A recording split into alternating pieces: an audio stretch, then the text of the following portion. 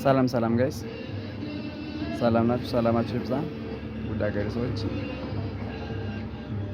እንትን ነው ግን አንዳንዴ የለም ቁጭት የሚባል ነገር ምር ነው። ህይወት የሚባለው ነገር አንዳንዴ የሆነ አይገርማችሁም? አይከብድም? ምን ነው እንደ ሰው መኖር ያቃታል። ያው በቃ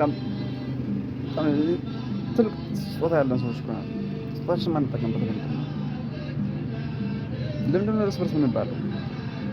ለምንድን ነው እርስ በርስ የምንገዳደለው? እስከ መቼ ነው እንደዚህ የምንኖረው? መንግስት ከሆነ ጊዜው መንግስት ነው። ምን ታደርገዋለህ? አንዴ የማይጠቅም ሰው ነው። ከምሬ ነው። እኛ ማናቅበት ራሳችን እሱ ተልኮ ያስፈጸመው እኛ ምን ሆነ ነው ማንረዳ ማናቅ አውቆ እኛን እርስ በርስ እንድንጋደል ምንም እንዳንቀር ባዶ ሲያደርገን ለምንድን ነው የማይገባን?